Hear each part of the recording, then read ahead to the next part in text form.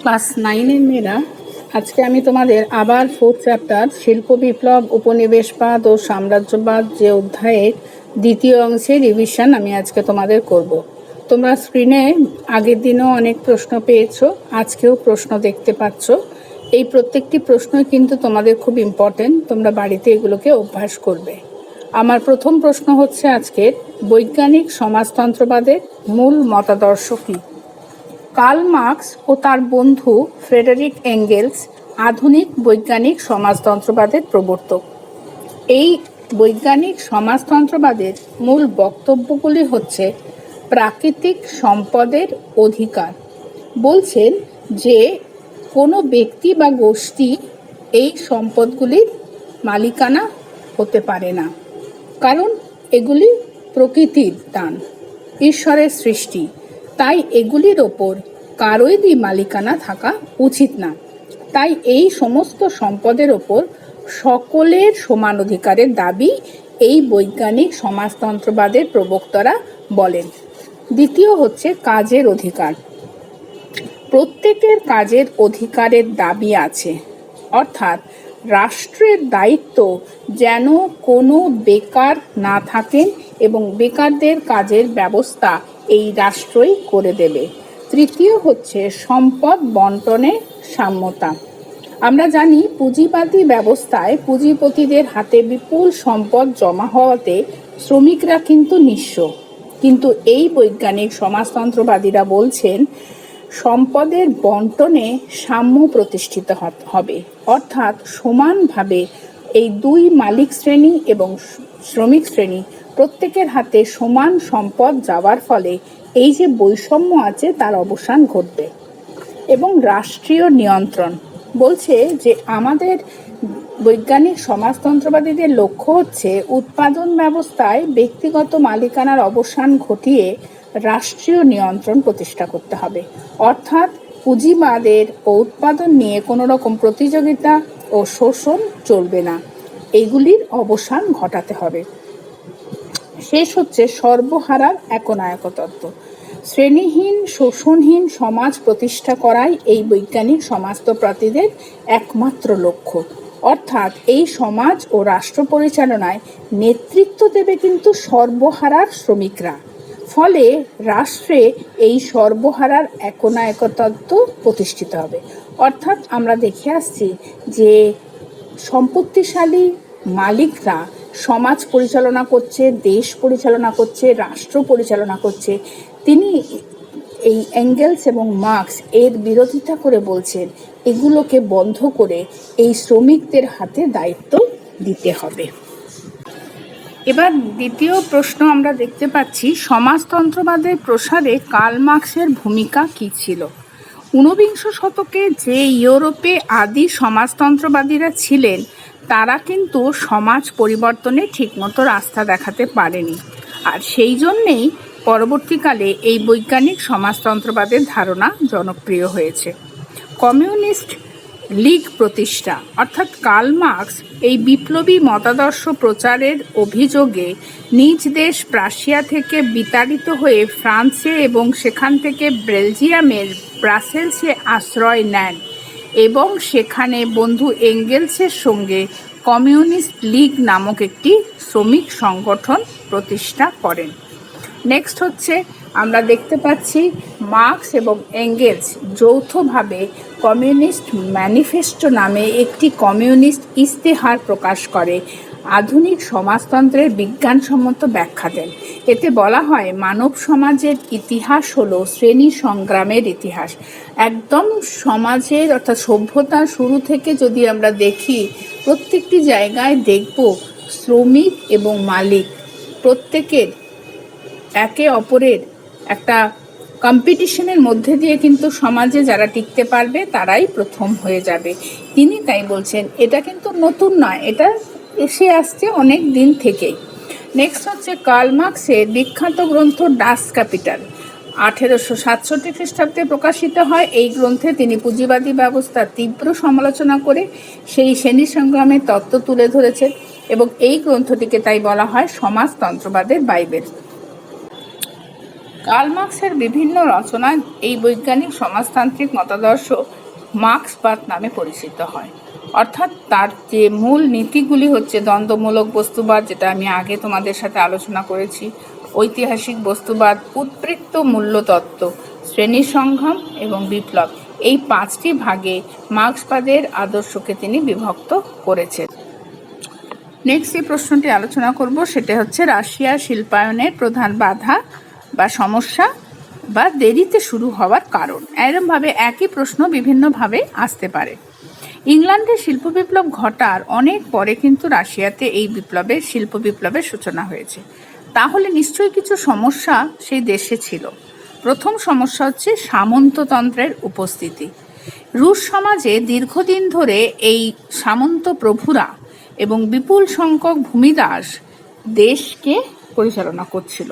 ফলে সামন্ত প্রভু এবং ভূমিদাস কাঠামোয় কখনোই শিল্পায়ন সম্ভব নয়। সেকেন্ড হচ্ছে শ্রমিকের অভাব। ভূমিদাসরা এই সামন্ত প্রভুদের ছেড়ে কোথাও যেতে পেত না, ফলে কারখানায় শ্রমিকের অভাব তো আসবেই, সেই জন্যে এখানে কারখানা গড়ে উঠতে পারছিল না। বুর্জোয়া শ্রেণীর অনুপস্থিতি।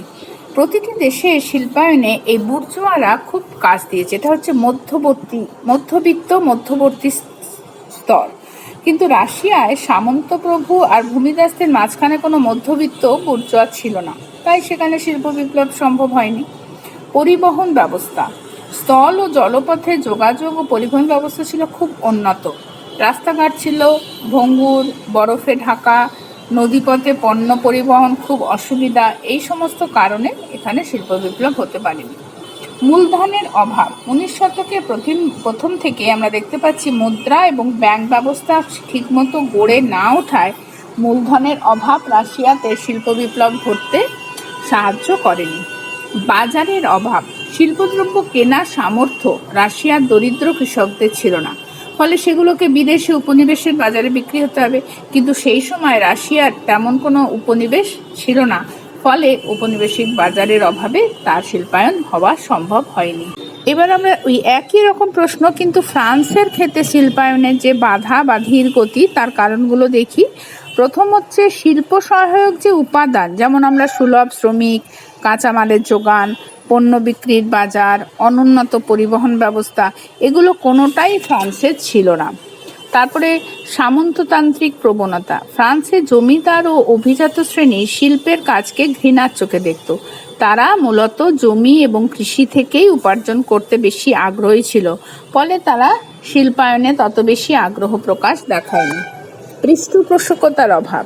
ইংল্যান্ডের শিল্পপতিরা শিল্পের বিকাশে যেরূপ রাজকীয় পৃষ্ঠপোষকতা পেয়েছিল, এখানে কিন্তু তেমন কোনো ফ্রান্সের শিল্পোদ্যোগীরা পায়নি। সামাজিক মর্যাদার অভাব। ফ্রান্সের ধনী ও বুর্জোয়ারা তৃতীয় সম্প্রদায়ের অন্তর্ভুক্ত ছিল, ফলে প্রচুর অর্থ সম্পত্তির মালিক হওয়া সত্ত্বেও তারা কিন্তু সামাজিক মর্যাদা পায়নি, ফলে এই শিল্পায়নের গতি থেমে গেছে। অস্থিরতা। আমরা জানি ফ্রান্সে একের পর এক বিপ্লবের ঢেউ আছড়ে পড়ায় একটা রাজনৈতিক অস্থিরতা সেখানে ছিল। শেষ, পরিষেবার অভাব। উন্নত মানের কয়লা, মূলধন, বৈজ্ঞানিক যন্ত্রপাতির অভাব সে দেশে শিল্পায়নকে যথেষ্ট পিছিয়ে দিয়েছিল। আমরা রাশিয়া এবং ফ্রান্সের যে শিল্পায়নের বাধা বা সমস্যাগুলো দেখলাম, সেগুলো কিন্তু ইংল্যান্ডে কোনোটাই ছিল না, এবং সেই জন্যেই ইংল্যান্ডের শিল্প বিপ্লব প্রথম হওয়ার সম্ভব ছিল। এখানে হয়েছে, কিন্তু পরে আস্তে আস্তে সমস্যাগুলোকে মিটিয়ে তারপরে সমাধান করে নতুনভাবে শিল্পায়নের রাস্তাকে প্রস্তুত করা হয়েছে পরে। আমরা আগের দিনের প্রশ্নতে দেখেছিলাম বলকান সংকট। পঞ্চদশ থেকে অষ্টাদশ শতক এই যে বলকান অঞ্চল, যেটা ইউরোপের পূর্ব দিকে ইজিয়ান সাগর ও ড্যানিউব নদীর মধ্যবর্তী পার্বত্য অঞ্চল, যে বলকান অঞ্চল নামে পরিচিত ছিল, সেখানে দীর্ঘদিন তুর্কি মুসলমানরা ছিলেন। কিন্তু এই অষ্টাদশ শতক থেকেই তুরস্কের দ্রুত পতন হলে সেখানে একটা শূন্যতা সৃষ্টি হয়। তখন এই শূন্যতাকে পূরণ করার জন্য দেখা যাচ্ছে ইউরোপীয় শক্তিসমূহ সেই জায়গাটাকে ভরাট করার জন্য যাচ্ছে। ফলে এই তুরস্ককে অধিকার করা নিয়ে ইউরোপীয় রাষ্ট্রবর্গের মধ্যে একটা সমস্যা দেখা দিচ্ছে। অস্ট্রো রুশ বিরোধ। তুরস্ক দুর্বল হয়ে পড়লে বলকান অঞ্চলে রাশিয়া আধিপত্য প্রতিষ্ঠা করে, কিন্তু পরবর্তীকালে এখানে অস্ট্রিয়া ঢুকে পড়লে এদের দুজনের মধ্যে বিরোধ শুরু হয়। অস্ট্রিয়া সার্ব। এই অস্ট্রিয়া বলকান অঞ্চলে স্লাভ জাতি অধ্যুষিত বসনিয়া ও হার্জেগোভিনা রাজ্য দুটো দখল করলে স্লাভ জাতি অস্ট্রিয়ার বিরুদ্ধে আন্দোলন করে এবং এই আন্দোলনে নেতৃত্ব দিয়েছিল সার্বিয়া। ফলে সার্বো এবং অস্ট্রিয়ার সাথে বিরোধ।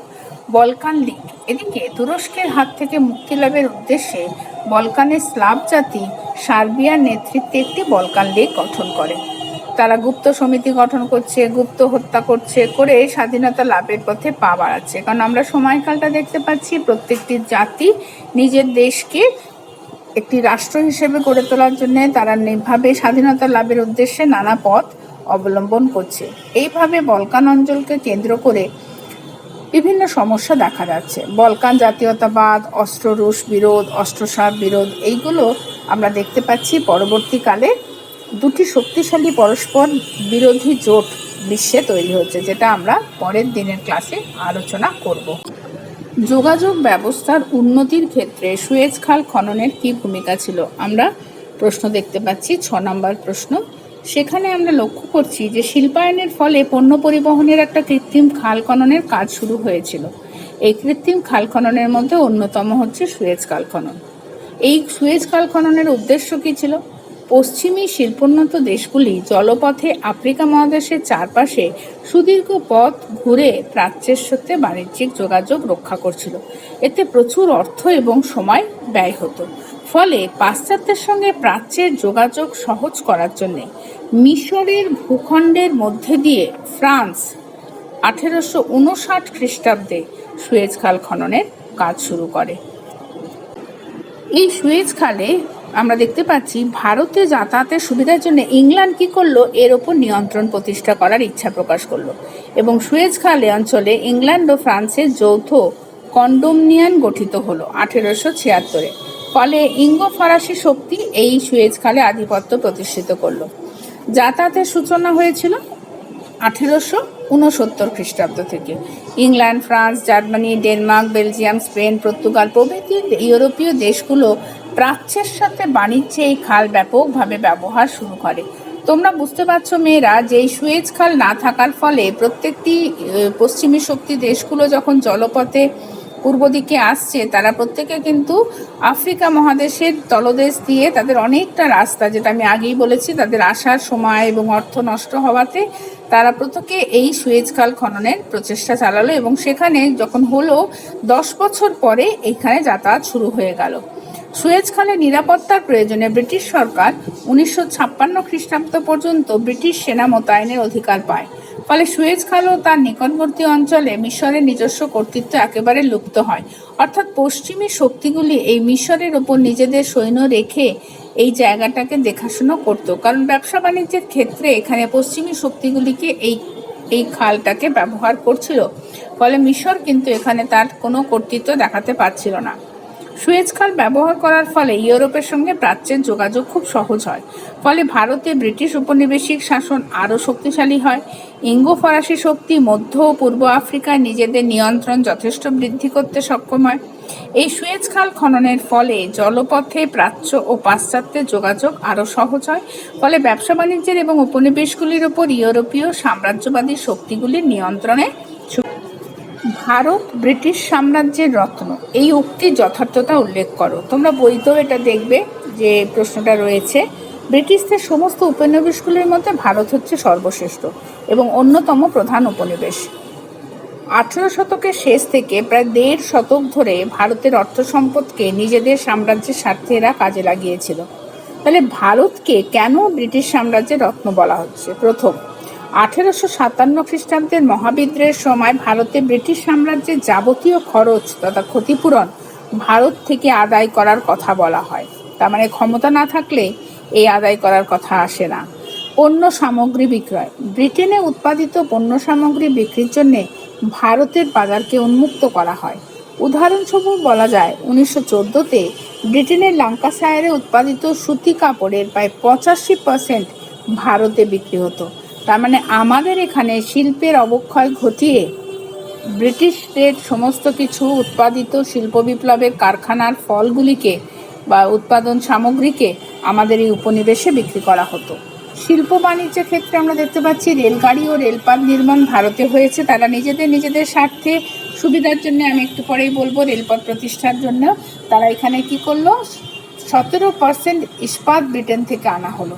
ভারতীয় শিল্প বাণিজ্যের অভিমুখ ব্রিটেনের স্বার্থে পরিচালিত হচ্ছে, ফলে ভারত একটি ইংরেজদের লাভজনক উপনিবেশে পরিণত হয়। নেক্সট প্রশ্ন দেখতে পাচ্ছ, ব্রিটিশ শাসনকালে ভারতবর্ষ রপ্তানিকারী দেশ থেকে আমদানিকারী দেশে পরিণত হলো। 1757 পলাশির যুদ্ধ, 1764 বক্সারের যুদ্ধের পর ইস্ট ইন্ডিয়া কোম্পানি বাংলা তথা সমগ্র ভারতে নিজেদের রাজনৈতিক আধিপত্য প্রতিষ্ঠা করে এবং সেই সময় থেকে ভারতের রপ্তানি বাণিজ্য ধ্বংস হয় এবং ভারত রপ্তানিকারী থেকে একটি আমদানিকারী দেশে পরিণত হয়। প্রথম হচ্ছে ভারতীয় বাণিজ্যে আঘাত। 1700 খ্রিস্টাব্দে ইংল্যান্ডে বাংলার রেশম বস্ত্র ব্যবহার নিষিদ্ধ করা হয়। 1720-তে ভারত থেকে রঙিন সুতি বস্ত্র আমদানি নিষিদ্ধ করে এবং ভারত থেকে ইংল্যান্ডে আমদানি করা সুতি বস্ত্রের উপর প্রচুর শুল্ক চাপিয়ে দেওয়া হয়, ফলে আমাদের জিনিস আর সেখানে যাওয়া বন্ধ হয়ে যায়। তারপরে ইংল্যান্ডের শিল্প বিপ্লবের ফলে সেখানে কারখানার উৎপাদিত বিপুল শিল্প সামগ্রী ভারতের বাজারে আসাতে কুটির শিল্প ধ্বংস। 1813 চার্টার আইনে বলা হয়েছিল ইস্ট ইন্ডিয়া কোম্পানি একচেটিয়া বাণিজ্যের অবসান ঘটিয়ে ব্রিটিশ বণিকদের এদেশে অবাধ বাণিজ্যের সুযোগ করে দেওয়া হয়। ব্রিটিশ সরকার ইংল্যান্ডে পাঠানো ভারতীয় পণ্যের ওপর বিপুল শুল্ক অর্থাৎ শুল্ক বৃদ্ধি ঘটায়, ফলে আমাদের সমস্ত কিছু দ্রব্যাদি যাওয়া বন্ধ হয়ে যায়। ফলে সরকারি নীতির ফলে ভারতে ব্রিটিশ পণ্যের আমদানি ব্যাপক হারে বেড়ে যায়, ভারত ক্রমশ একটি আমদানিকারী দেশে পরিণত হয়। এবার আমরা যদি দেখি টেলিগ্রাফের আবিষ্কার এবং এই ব্যবস্থার প্রসারের পরিচয়। টেলিগ্রাফ যন্ত্রে কিন্তু কোনো লিখিত বার্তার আসল কপি না পাঠিয়ে বার্তাটা এক স্থান থেকে অন্য স্থানে পাঠানো যায়। 19বিংশ শতাব্দীর মাঝামাঝি সময় ইউরোপে এই টেলিগ্রাফ যন্ত্রের ব্যবহার জনপ্রিয় হয়। আমেরিকায় সংযোগ। 1851 খ্রিস্টাব্দে আমেরিকায় 20,000 মাইল দীর্ঘ টেলিগ্রাফ লাইন স্থাপিত হয়। 1866-তে আটলান্টিক কেবল প্রতিষ্ঠার ফলে টেলিগ্রাফের মাধ্যমে ইংল্যান্ডের সাথে আমেরিকার যোগসূত্র স্থাপিত হয়। ভারতে সংযোগ। 1851 খ্রিস্টাব্দে কলকাতা থেকে ডায়মন্ড হারবার পর্যন্ত 30 মাইল দীর্ঘ টেলিগ্রাফ লাইন স্থাপন হয়। 1854-তে কলকাতার সঙ্গে আগ্রা, মুম্বাই ও মাদ্রাজে টেলিগ্রাফ যোগাযোগ গড়ে ওঠে। আফ্রিকার সংযোগ। 1883-তে ক্যানারি দ্বীপে টেলিগ্রাফ যোগাযোগ ব্যবস্থা গড়ে ওঠে। 1884-তে সেনেগালের সঙ্গে টেলিগ্রাফ যোগাযোগ ব্যবস্থা স্থাপিত হয়। এছাড়া ডেনমার্কের একটি কোম্পানি চীনে 1871 খ্রিস্টাব্দে সর্বপ্রথম টেলিগ্রাফ ব্যবস্থা চালু করে। 1872 খ্রিস্টাব্দে অস্ট্রেলিয়ায় সর্বপ্রথম টেলিগ্রাফ যোগাযোগ গড়ে ওঠে। পরবর্তীকালে মালয়, ভিয়েতনাম প্রভৃতি দেশে এই টেলিগ্রাফ সংযোগ প্রতিষ্ঠিত হয়। টেলিগ্রাফের যোগাযোগের ফলে ইউরোপের শক্তিগুলি তাদের উপনিবেশগুলির সাথে দ্রুত যোগাযোগ, উপনিবেশগুলিতে বিদেশি শাসনের শাসন ও নিয়ন্ত্রণ এবং শিল্পোন্নত দেশগুলিতে বাণিজ্য বৃদ্ধির ব্যবস্থা বাড়িয়ে তোলে। এবার নেক্সট প্রশ্ন, শিল্প বিপ্লবের পরবর্তীকালে উপনিবেশের প্রসারে রেলপথ প্রতিষ্ঠা।